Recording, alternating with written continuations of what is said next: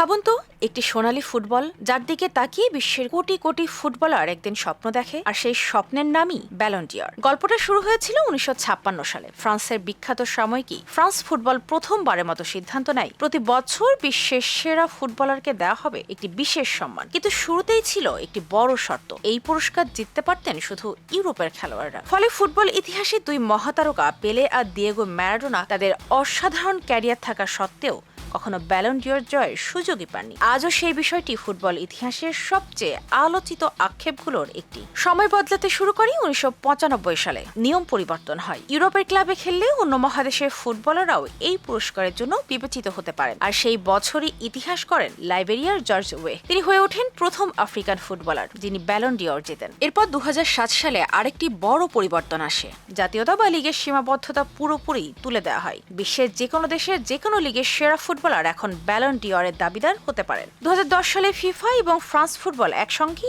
এই পুরস্কার আয়োজন শুরু করে। 6 বছর ধরে এটি পরিচিত ছিল ফিফা ব্যালন ডি'র নামে। তবে 2016 সালে দুই প্রতিষ্ঠান আলাদা পথে হাঁটে, আর ব্যালন ডি'র আবার ফিরে যায় ফ্রান্স ফুটবলের নিজস্ব আয়োজনে। এরপর শুরু হয় আধুনিক ফুটবলের সবচেয়ে রোমাঞ্চকর এক অধ্যায়। লিওনেল মেসি আর ক্রিস্টিয়ানো রোনালদো, দুই মহাতারকার অবিশ্বাস্য প্রতিদ্বন্দ্বিতা। বছরের পর বছর তারা পালা করে জিতেছেন এই সোনালী ট্রফি। মেসি এখন পর্যন্ত রেকর্ড 8 বার আর রোনালদো 5 বার ব্যালন ডি'র জিতে নিজেদের নাম ইতিহাসের পাতায় অমর করে রেখেছেন। তবে ব্যালন ডি'র শুধু গোল বা ট্রফি হিসাব নয়, এটি একজন ফুটবলারের পুরো মৌসুমের গল্প। মাঠে তার প্রভাব, দলের সাফল্যে অবদান, ব্যক্তিগত নৈপুণ্য এবং ফুটবলীয় সৌন্দর্যের এক সম্মিলিত স্বীকৃতি। তাই প্রতি বছর যখন ব্যালন ডি'রের রাত আসে, তখন শুধু একজন খেলোয়াড়ের হাতে ট্রফি ওঠে না, সার্থক হয় একটি বছরের পরিশ্রম, পূরণ হয় শৈশবের একটি স্বপ্ন, আর ফুটবলের ইতিহাসে লেখা হয় নতুন একটি অধ্যায়। কারণ ব্যালন ডি'র শুধু একটি পুরস্কার নয়, এটি এমন একটি সোনালী বল যার ভেতরে লুকিয়ে থাকে অসংখ্য স্বপ্ন, সংগ্রাম এবং অমর হয়ে থাকার গল্প।